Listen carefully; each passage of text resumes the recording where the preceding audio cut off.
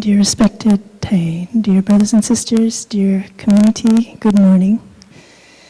Today is the 17th of June, 2016, and we are on our second full day of the Wake Up retreat here at Blue Cliff Monastery.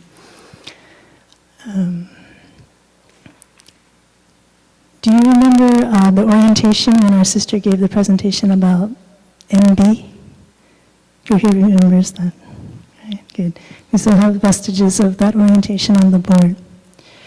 So to begin the talk, I'd like for us to come back to this very, very useful tool, mindful breathing. Right? You can imagine that you just had a vapor rubbed right on your nose, or that you just took a menthol and it's that spark of freshness that you can feel as you breathe in and out from beginning to end. We follow the in-breath from beginning to end.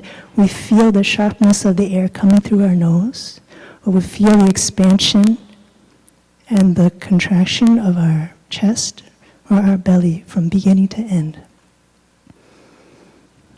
So let's stay with the breath from beginning to end, that freshness, that menthol, as we listen to 3 sounds of the bell.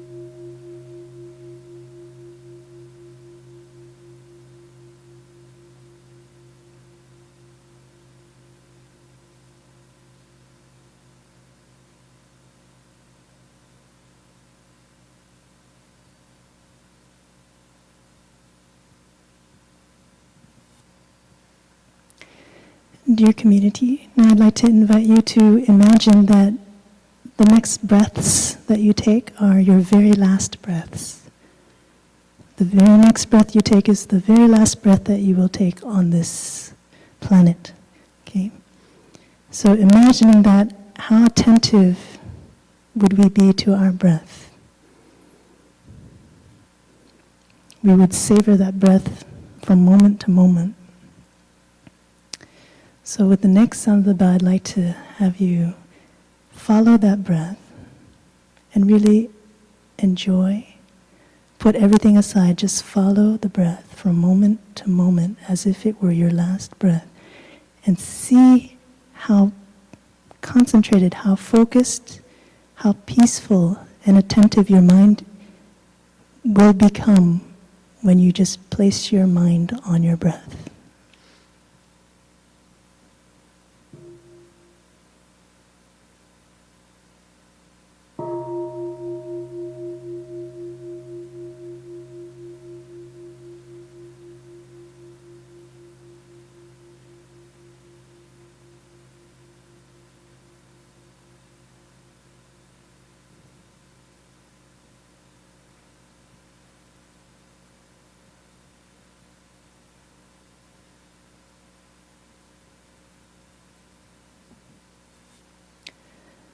So in that moment of being with the breath, we reclaim our freedom.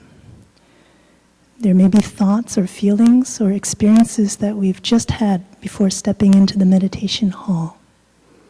But with one truly mindful breath, truly mindful meaning we really pay attention. We don't just say that we're coming back to the breath, but we really put our mind's attention on the breath. We reclaim a space of peace and freedom, even if it's just for that space of a breath, right?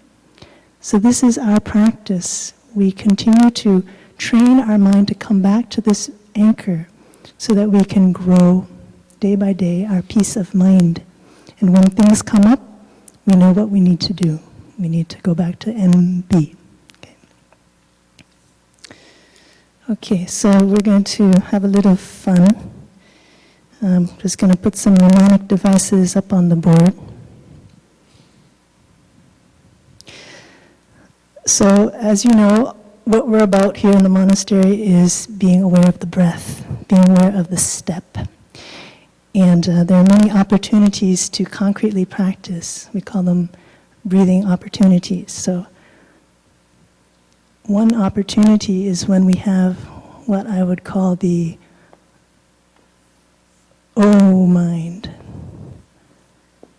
The O mind. When the thoughts in our mind arise, like, oh yeah, ooh la la. It's something that what is that? What is that? The mind of what? I'll give you a hint. It's also known as the 3 poisons in Buddhism. Sorry? Desire, right, the mind of craving. Okay, that's the O mind. So when the O mind comes up, and we happen to hear, sometimes it's hard to catch it in our body, you know, a little bit of perspiration or a little bit of a heart rate beating, but when we start to hear our thoughts saying, ooh la la, you know that you're starting to have a mind of desire. And this is a prime time to just stop and take a mindful breath, to reclaim that space of freedom. Okay.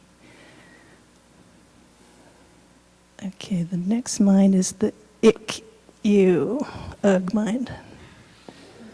Okay, that's when we touch things in our daily life, either inside of us or around us that make us feel uncomfortable, that we don't like, that we want to move away from. In Buddhism, we call that a mind of aversion, right? Oftentimes, when we react right away with the mind of aversion, we can do a lot of harm, more harm than good, because it's a reaction, and it may be a strong reaction. We may say something, we may do something that is hurtful.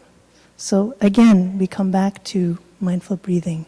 When we start to have those thoughts of ew, ick, then stop, we recognize that we're having an aversive thought and a reaction, and we just stop and come back fully to the in-breath and the out-breath and see what unfolds for us, what new information comes when we give ourselves space to see what's going on rather than to react.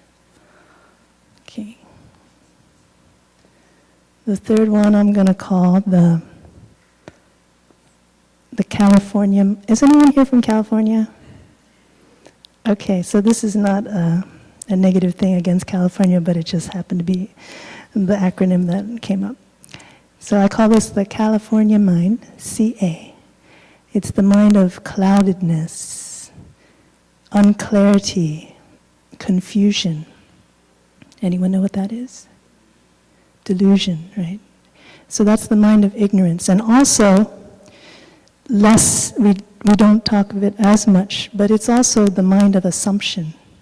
Ignorance can be in the form of not knowing, and ignorance can also be in the form of assuming, when we're too strong on our perceptions and we don't question our perceptions. So it's either the cloudedness, confusion, or the assuming mind.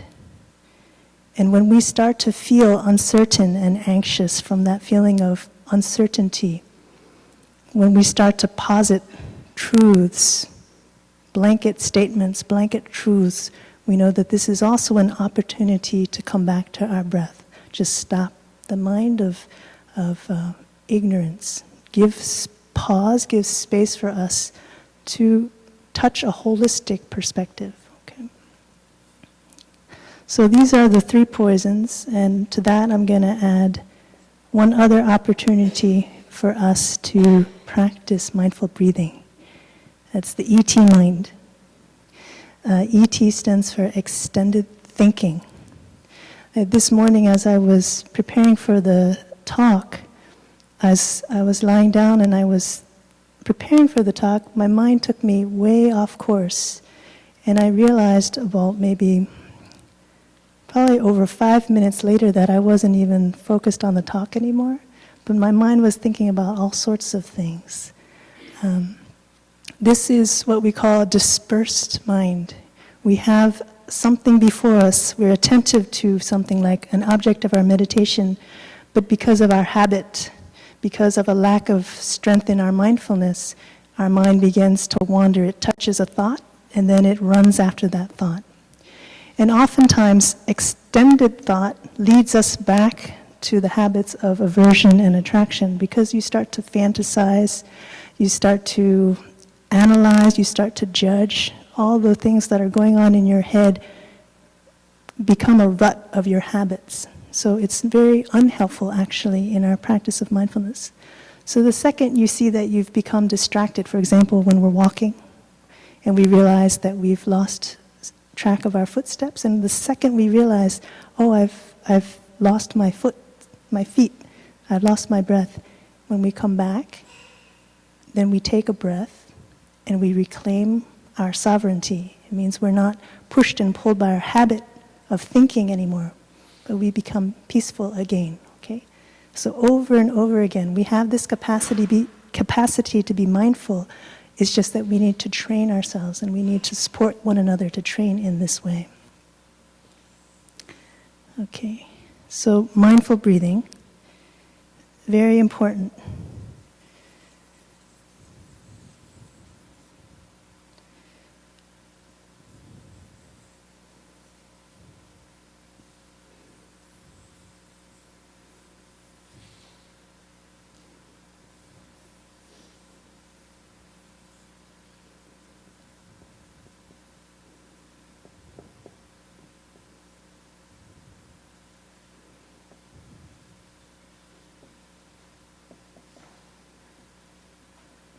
Okay, so I'm not an artist. This is my chance to play on the board with you. I'm drawing these things just as some mnemonics for us to come back to, some images to help us remember some aspects of the practice. When we are caught in our aversions, when we are caught in our attachments and aversions, and we can't see past that, we cannot see equanimously, but we are reacting, it's like we are in this state of mind. It's like a very hard rubber ball.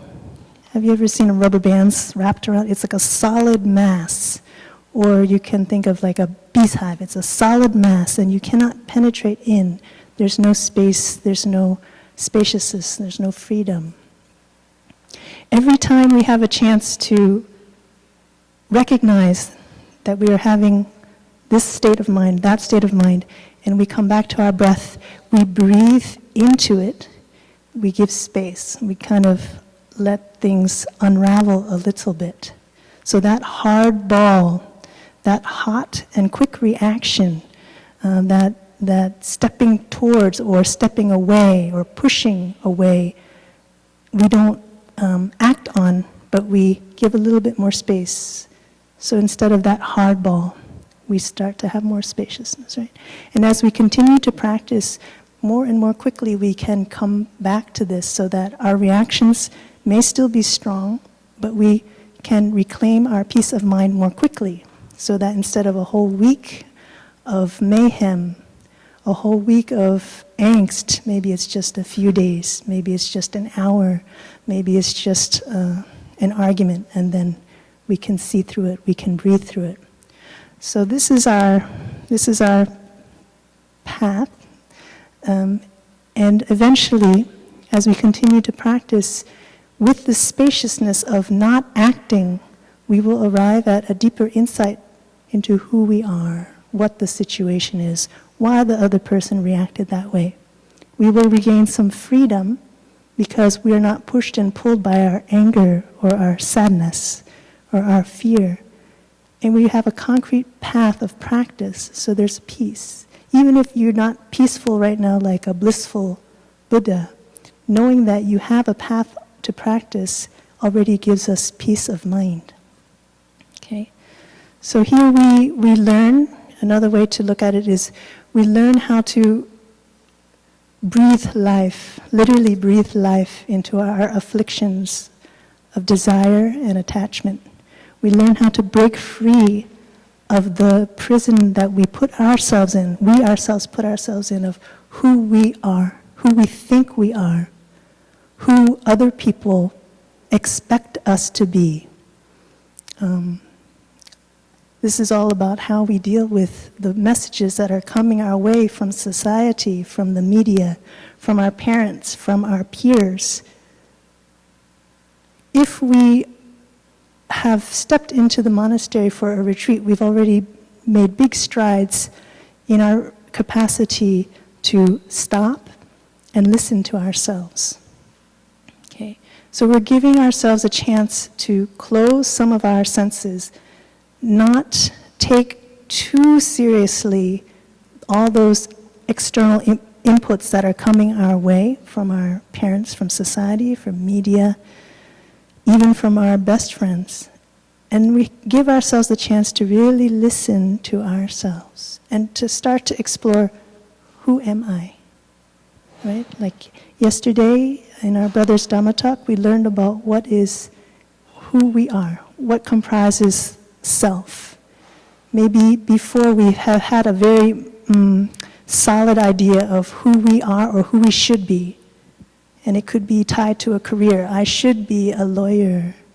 I should be a good person. I should be a dutiful son. But mindfulness practice opens this up. It allows us to explore more deeply who we are and who we are not, so that we don't put too much pressure on ourselves. We can let go of the things that really don't belong to us and start to live more truly our aspirations. Okay? So this is basically what we call the practice and the path towards more freedom, more space. Not just for ourselves, but for other people. Why? Because when we become more spacious inside, when we can recognize and embrace our own afflictions, our anger, our impatience, then we can more easily recognize and embrace that in other people. So this is a way of offering love. Okay.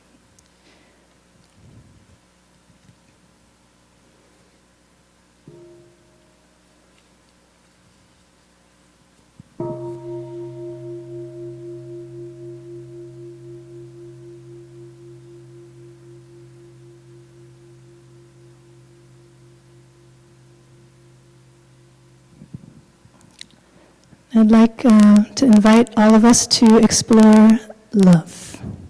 Love, okay, what is love? That's a good question. What is love? How does society portray love? Can you give me some examples of some synonyms for love? Yes? Money, right. Love is... Okay. Expression of love through material things, through money. Romantic perfection. Okay, wait, one thing at a time, because romantic perfection is, those are two very packed words. Romance means something very, what is it called? Stimulating and exciting and kind of mysterious, right? And perfection is, someone just said, idolizing, idealizing, or idolizing. Yes. Someone over here? Someone? Worry? Sorry, did you say worry?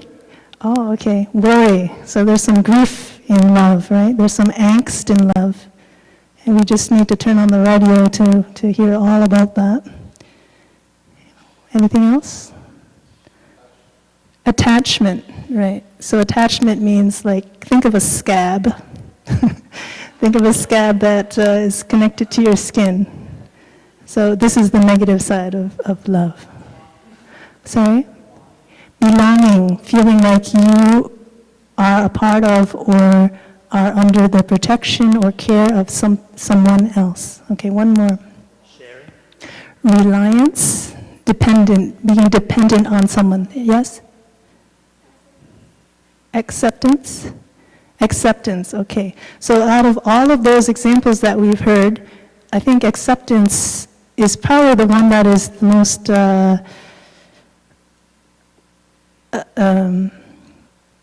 lovely of the choices that we've had.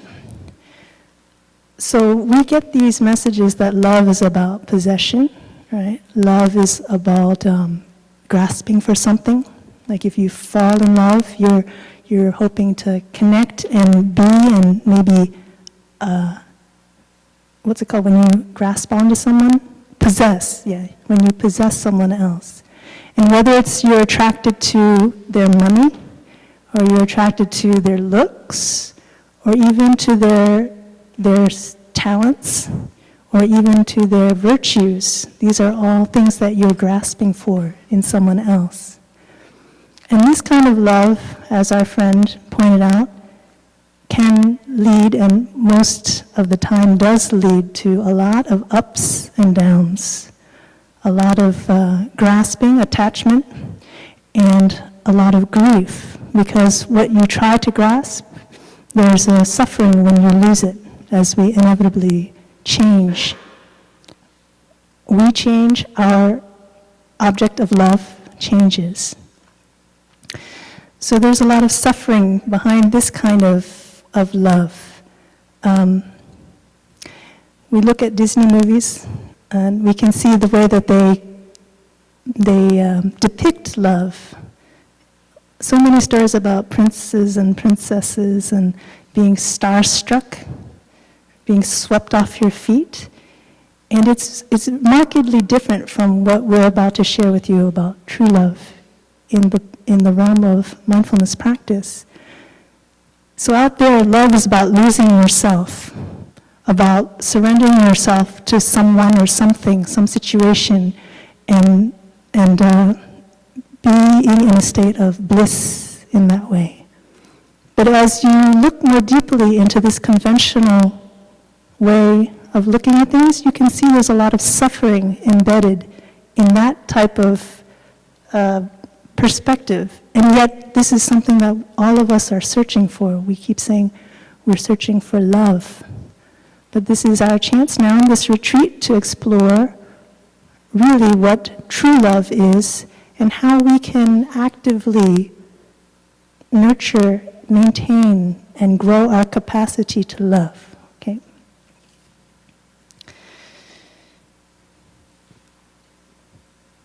So,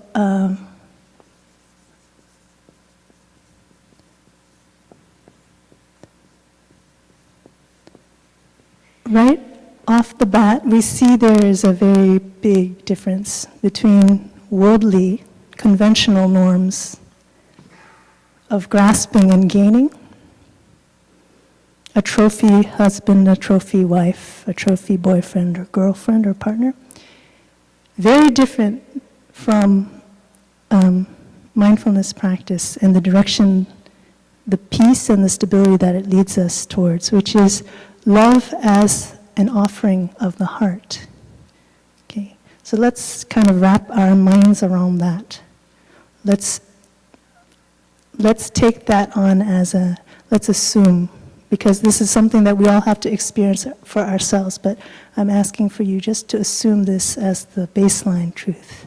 That love is not about receiving and taking so much as it is about cultivating and offering from our own heart, whether it's to your family, to your friends, or to the partner of your life, if you're so lucky to have one. It's about offering. Okay. And so this is what we call true love, and in Buddhism it's also called the 4 immeasurable minds.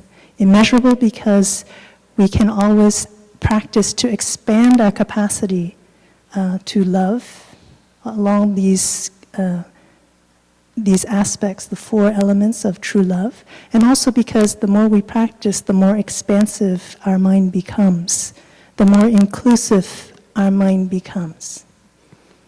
Okay, so now this is a review for some of us. I'm going to ask, especially my monastic siblings, to let me know what are the 4 elements of true love. Maybe I call on a monastic. Sister Sr The Nghiem. Okay, let's make it easier for me and everyone else. Let's go in order. Okay, loving kindness, thank you. I'm going to write it in Pali. Metta. Metta is loving kindness or friendliness, benevolence.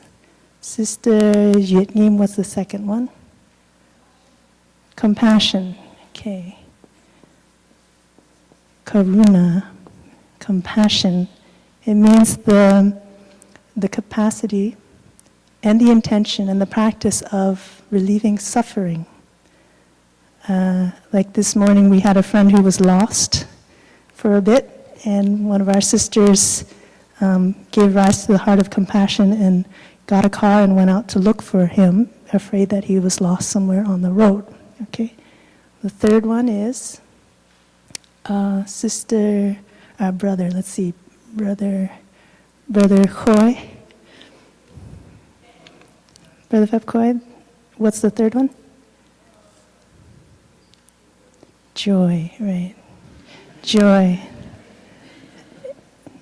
Mudita. Joy. And this is not just like happy, happy, joy, joy. This is joy of sharing another person's joy.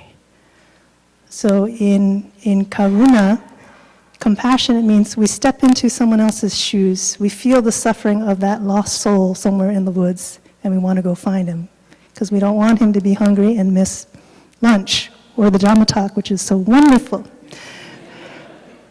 But in the third one, mudita, we step into another person's shoes and we feel their joy as our own.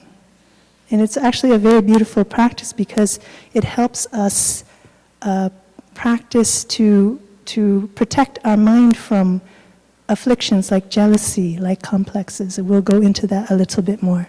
And then the last one, Brother Phep Nguyen, the fourth one. Inclusiveness. Making me work here. Inclusiveness, I forgot. Upekkha, okay. Upekkha. Inclusiveness. Okay. Do you want me to write the English or can you remember? You're good? Okay. Loving kindness. We have a Buddha called Maitreya. You all see him smiling, the big-bellied Buddha, benevolent and very loving, friendly. Karuna is compassion. Mudita is joy or empathic or sympathetic joy. And upekkha is, as our brother said, inclusiveness. It's also known as equanimity. And also known as openness. Openness. Okay. So, in worldly love, the grasping type of love, it's something we're either in or we're out. We fall into it or we fall out of it, right? In the love that we cultivate in practice, it's not really a state of mind, but first of all, it's an intention. We give rise to the intention to offer loving kindness, to be compassionate towards someone, something, to enjoy, to appreciate another person's success, and also to be open to the diverse aspects of another person, whether it's positive or negative, to have equanimity. Secondly, in practice, the way we cultivate love, it's not just the intention, but it's also the practice of and the capacity to offer it. So when we say to someone, I love you, it begs the question, what does that mean? Does it mean, I like you a lot, I appreciate you? Or does it mean I have the capacity to offer you joy? I have the capacity to relieve your suffering? These are questions we begin to ask ourselves because we can go very deeply into this practice of the 4 immeasurable minds. In the discourse on the full awareness of breathing, the Anapanasati Sutta, at the beginning, the Buddha, he looks over the audience of bhikshus, of monks in front of him, and he says, we're doing well as a community of practice. There's some of us who are practicing the 7 factors of awakening. There's some who are practicing this and that.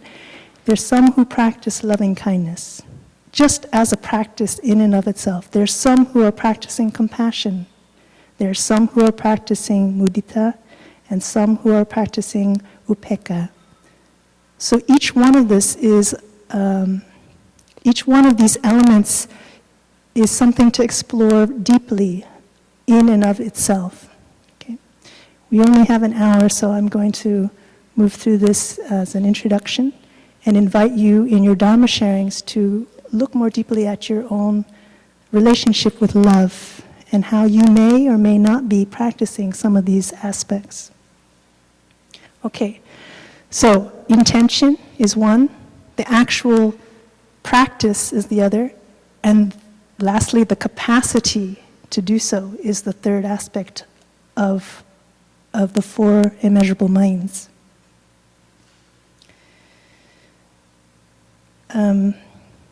Okay, so let's look a little bit at each one. Metta, loving kindness. The Buddha gave a very, very concise, short, and packed discourse called the Metta Sutta. You can see it, you can, if you're interested, you can check it out in our chanting book. Basically, he outlines the factors that enable us, that are conducive for us to develop the mind of love. You cannot just love someone, or you cannot be in a loving relationship out of the blue. It needs some supportive, conducive elements. You need to have a good communication. You need to have humility. You need to have clarity and simplicity. So this sutra outlines some of the conducive elements. Secondly, it gives us the language so that we can learn how to practice, to focus on our object of meditation. We always begin with ourselves, self-love, right? At the orientation, our sister was sharing about walking meditation and how she was feeling very perturbed and negative inside. And so instead of pouring that out on someone else, she went for a walk. She went walking meditation, and within 15 minutes, she was able to embrace and transform those feelings. She herself was able to do that. And from that capacity, from that experience, she can then with confidence share this practice to other people so that you yourself can try this practice. You yourself can touch that peace. No one is going to give that peace to you, not even the prince or princess in shining armor, right? Okay, so we always begin with our own self-care of the body, of the feelings, of our habit thoughts. I'm never good enough, those type of things. We always begin with that. And then we expand. In my practice with metta, I'm often not quick enough to catch my aversions and attachments right at the very beginning, but I do hear myself speak. And so when I catch myself using judgmental language, when I label someone as uncool, mean, rude, insensitive, and I catch that, that gives me a window to explore along the lines of the Metta Sutta. What we label as our focus, we still take up that person, however we labeled that person, as the object of our love. Because it's partly our heart that has closed and has formed a wrong perception about the other person, that we've put a label on that person. That person's rude, that person's uncool. And so for me, when in the sutta it says whether you're the person's tall or short, frail or strong, these are all just examples of labels that we place on other people. Whether that person is this way or that way, however our mind has grasped the reality of that person, we still wish them well. And it begins with the intention in our heart to wish them well. If we hate someone, then we're not going to give rise to thoughts to observe, to help them, to bring joy to them, right? Because we hate them. So it starts with the intention. So listening to our judgmental words when we label someone is a very helpful place to begin. If your practice is like mine, where it's kind of slow, but before you speak it out, then that's the place to begin. Some questions that we can ask ourselves when we practice metta is, do we give ourselves the opportunity to observe our loved one, our professed loved one, so that we can see what brings them joy. What do they like? What nourishes them in their daily life? Or are we so busy and do we have so many assumptions, the third mind of assumptions, of ignorance, of delusion, that we think we know them? And we think the things that we offer them or say to them or do for them brings them happiness. So we ask ourselves, if we are practicing love, loving kindness, do we give ourselves the conditions to observe the other person? And do we have the capacity to really bring that person joy? One aspect that we see runs through all of these elements is that there's less and less of an ego related to this capacity to offer joy, capacity to relieve suffering. So when we bring joy to someone, we can ask ourselves, are we in the way of that? Do we have to have some sort of recognition that we are the one that has brought joy, or we are the one who has helped relieve the person's suffering? Because if we have that need as part of this offering, then you can see it's not so pure. It means that it's actually answering our ego a little bit more and their needs a little bit less. Are you following with where I'm at with that? Anyone have ever been in that situation where in a relationship you don't really feel seen or heard? Yeah. So that space to observe one another is very important. And the egolessness of offering is also very important, because we are trying to meet each other where we're at. Yeah. Okay. So check your ego. Check to see where your ego's at. In the Discourse on Love, it also gives us a kind of guideline how we can also expand our capacity to love not just that singular object. Out in the world that's called obsession, right? Out in the world that would be like stalking. If I have to paint it very bluntly. But we're lucky in a community of practice that we practice to expand our capacity to love, to see the commonalities, the frailties, the nourishments of our brothers and sisters, so that our love can become more and more inclusive, more and more equanimous. So our teacher always says that it's okay to begin with a kind of more focused, selfish kind of love. But as we grow in our practice to touch the space and the peace in ourselves, we can then also practice to offer that more equanimously to other people around us. If you've had siblings and you've ever touched sibling rivalry, that's a really ripe place, rich place to practice. Okay, let's move on to karuna, suffering. Again, there are a lot of sufferings inside of us that we've covered up because we are afraid to look at our suffering. And so compassion, again, first begins with our capacity to acknowledge that we are human and we suffer, and that it's okay to be able to label what suffering it is, whether it's insecurity or fear, anger, strong emotions. But it needs, again, conditions. We need to give ourselves space to take a break from busy life, to come to the monastery.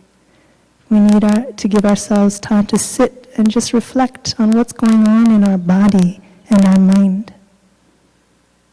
And this is the template for us, so that when we are in a relationship or beginning a relationship, we also have that attentiveness and awareness to observe and care for the other person too. Again, we try to move away from assumptions. Assumptions is not mindfulness. Assumptions is your own thought patterns projected on the other person. So do you take time to observe and understand when you see your loved one down, out of sorts, depressed, angsty, angry, irritated? Or do you just brush it aside because your needs are more important, because your time is more important?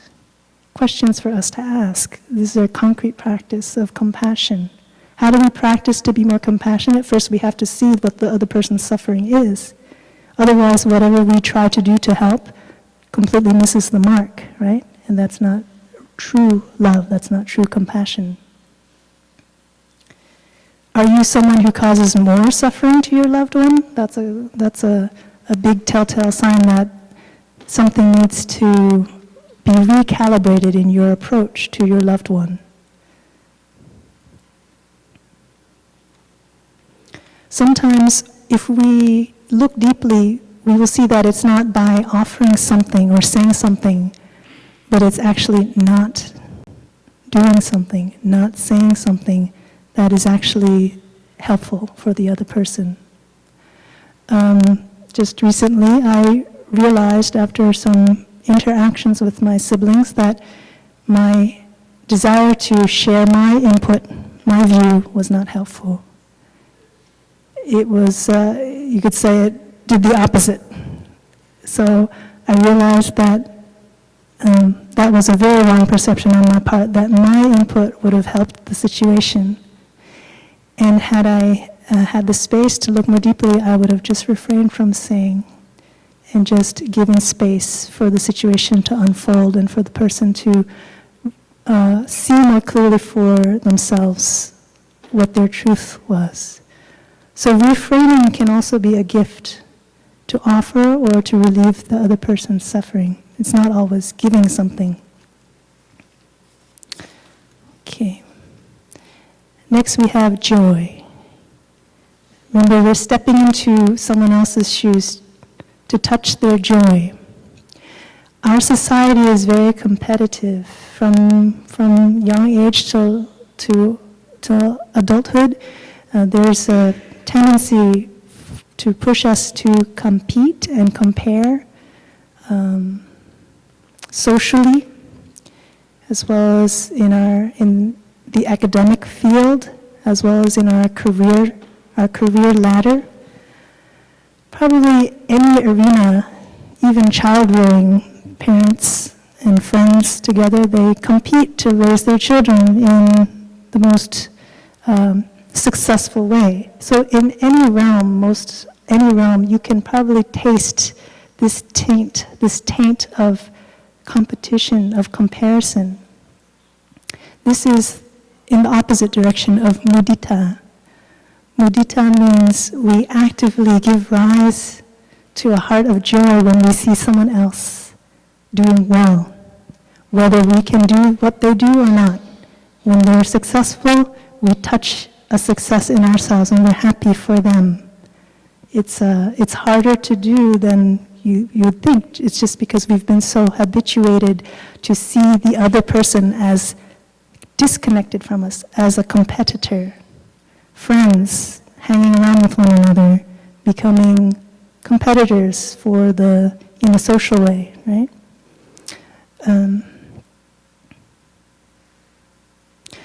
What are some telltale signs that mudita is a place for us to focus on in our practice? I mentioned before there are seeds of jealousy. There are complexes in each one of us. And in order to safeguard our heart from that burning fire of jealousy, that dampening feeling of complex in us, we practice mudita. So for me, mudita means I reconnect with what I have in common with the other person. Again, in a community setting, it's very easy for us to insert family, sangha for family. So when I talk about sangha, maybe you can reflect on your family situation or your circle of friends. But in the sangha, when someone does something well in the sangha, then we practice so as not to get in the way, to harm, to hinder the other person. We practice to have joy for that person's capacities, their talents, their successes, and we touch the benefit. If someone here has a good practice, they're stable, and for example, for me, I have a lot of ups and downs in my practice. Emotionally, I'm everywhere in the day. And there are some sisters who are very staid, very, I have to say, very stable in their practice. And if I don't practice to give rise to joy and appreciation for their presence in the community, to know that their stability affects my stability, then very easily the mind of jealousy will come up. The habit of comparing, that I'm not able to do what they do, will come up. The complex of inferiority will come up, and that will hurt me. So that giving active rise to that benefit, that mutual benefit, that connection is very helpful. Secondly, for me, it's very helpful to ask myself, what can I learn from that person? Especially things that I am not able to do, things that I have not been to attain. I ask myself, what can I learn from that other person so that I can have an openness and a humility to that person rather than a mind of jealousy. Jealousy is a very strong emotion. It can push us to do many harmful things to ourselves as well as to other people. And it's not that we want to do it, it's just that it pushes us, just like anger, just like fear. So we begin with the small things in daily life so that they don't blossom into something very ugly if we don't take care of it. Mudita. I'll give you a couple of examples of mudita that I see in the community. Just the other day, a sister we had a couple of folders of 2 different colors, and I asked her which folder did she want to choose, and the other one would go to her younger sister. And the first thing that she said was, oh, my younger sister likes this color, so I'll take the other one. And the second I heard that, I felt very happy because I could see in her heart that capacity, I'm not sure if she was practicing it or it was a natural capacity, was already quite alive and kicking in her. Her first thought was for the joy of her sister, and therefore she would take the other one. That was very beautiful. Another example I see is we have a Sister Samadhi, or Sister Samadhi, yes. She's our flower gardener, and we have been noticing and benefiting from the beautiful flowers alongside the dining hall. Every day, often several times a day, she's taking care of the flowers. Recently, I saw a deer late at night chomping away at some of the flowers, and I told her, we have some deer visiting. Do you want us to explore looking into some deer repellent things, like what's it called, like the sprays or the sound? And she said, oh, okay, well, maybe, but actually I appreciate getting to know what the deer like to eat. And I thought, wow, that's such an expansive way of looking at things, especially because I see how much effort our gardeners put into the flower garden and also our vegetable garden. There's a lot of hungry critters out there where the groundhogs are chomping away too, and the slugs are slurping away. But when she shared that, it was without suffering. At least I didn't see the suffering. It was very expensive. So to me, it was like the joy of the deer and learning about the deer. And oh, by the way, some of the flowers are going to be eaten. And there's a freedom and a spaciousness in that. Okay, so touching mutual benefit and learning from others helps us to practice mudita. Lastly is upekkha, inclusivity, or openness. Okay, when we have a relationship for a while, for some reason expectations start to crop up. We think the other person should know better. We think that they should behave in a more kind, appropriate way, for example. And there are certain language that we start to use that show this kind of expectation of the other person. Oftentimes there are things that we are not very happy about in the other person that we don't have a chance to acknowledge. These may be some things that kind of rub us the wrong way, and we haven't had or taken the opportunity to share, to express, ask for support. Or maybe we have shared them, but for some reason, lack of skillfulness on our part, lack of capacity on the other person's part to receive, the message hasn't connected, so the communication is broken. The practice of equanimity is very helpful to come back. It can save relationships, because equanimity means practicing not to be pulled by our aversions, pushed by our aversions or our attachments to things, often our ideas of the other person, our ideas of ourselves. So it's a reminder that equanimity, being the fourth element of true love, if we don't practice to come back to a middle way, it means we're going to extremes. It means we're defending our views at the cost of the relationship, at the cost of the bigger reality of that person. So in our daily life, there are difficulties and conflicts that come up. Someone says something or does something that makes us hurt, that annoys us, irritates us, and we grasp that situation and it becomes the identifier of that person for all ages, even though we've had a good relationship up until then. And as our teacher would say, one hurtful word or one wrong comment can do a lot of harm, can destroy a relationship if we're not careful. So equanimity is to recognize, first of all, that we have aversions and we have attachments to our own view. And from that awareness, we begin to practice, to have more space, to breathe into that.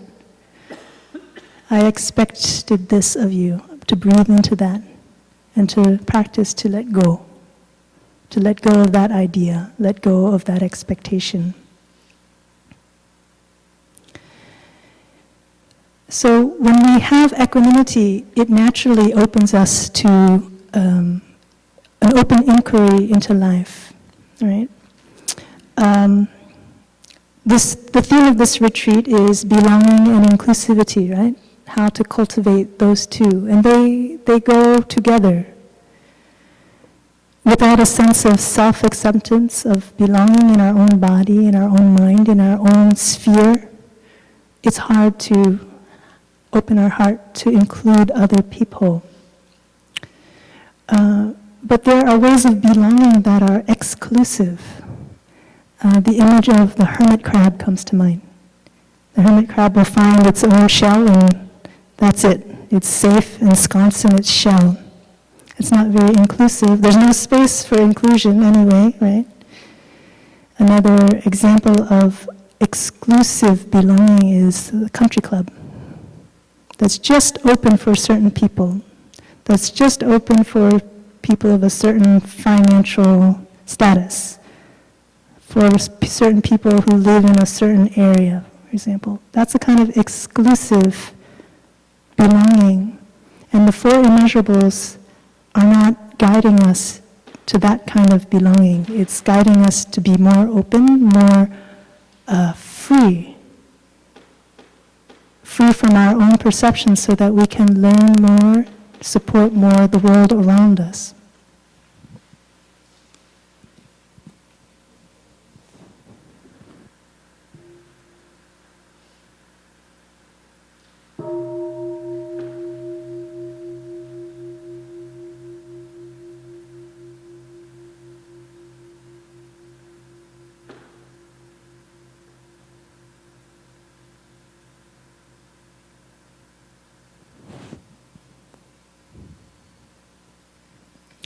Okay, so I'd like just to summarize.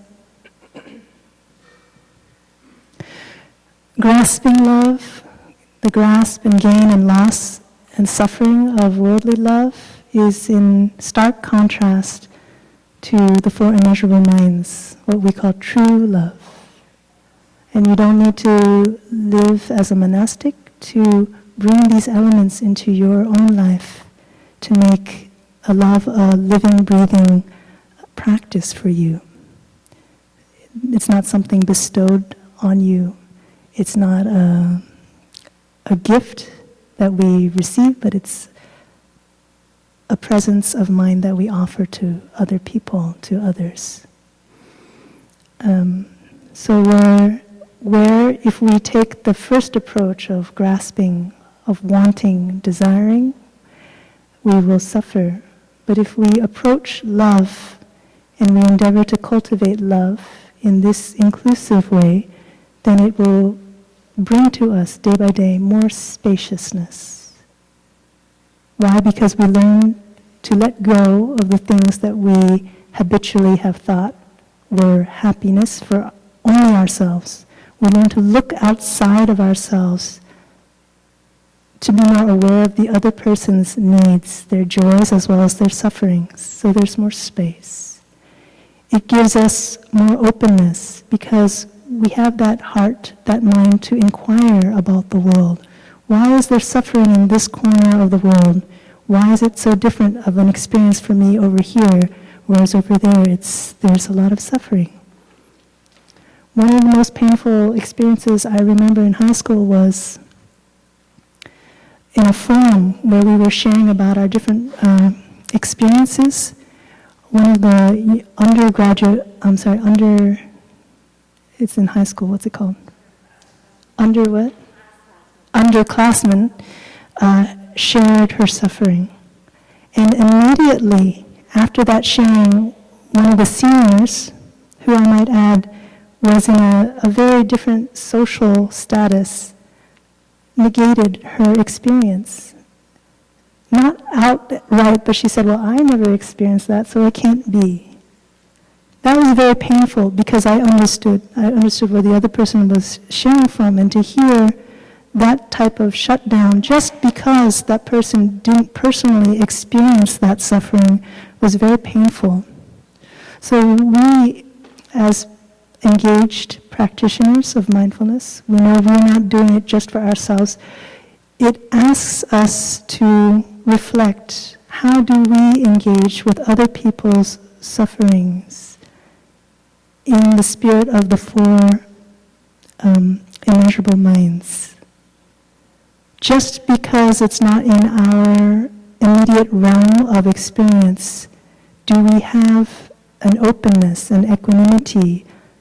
Do we have a compassionate heart to listen, to understand more deeply what other people are experiencing? Why? So that we can offer love. Or are we like the hermit crab, in denial? Are we like the country club that's exclusive only to those who have that same experience that we have? Recently with the shootings in Florida, and also we were shared that this is actually, today is the 1-year anniversary of the shootings in Charleston, South Carolina. For those of us who may not remember or may not know, 1 year ago there was a Bible study group happening at one of the historical African American churches, and a young man came, attended, and then he shot. I think there were nine victims. Right? So here we are in the monastery in upstate New York, in the Catskills, seemingly very far removed from Florida, from Charleston. We know that those who were targeted were African Americans at the church. Those who were targeted in Florida were the LGBTQ community. And what do we do with that surface awareness, given this practice of the 4 immeasurable minds? Can we go deeper? Can we extend our capacity to love more expansively? Because this is our path. Our path is from self-care, from our own wounds and sensitivities and our own level of awareness. We practice mindfulness in order to give space, clarity, more insight into who we are not, how we are related to the world. And when we expand our love, our desire, our intention to love, our practice to love, and our capacity to love, to our society. And our society, especially, we're so lucky in the United States that it up until now officially embraces everyone. So how do we make that a living reality in our life as a mindful practitioner? So that it's not just about us, it's not just about me, what's mine, what's protecting mine. And we move away from conversations about building walls, having police enforcement, and we move in the direction of touching each other's suffering in a compassionate way and looking to see how we can together move forward. This is our path before us as a society, as a mindful society, and as a community of wake-up individuals. Sister Ocean, what was the long acronym before? Buddhists and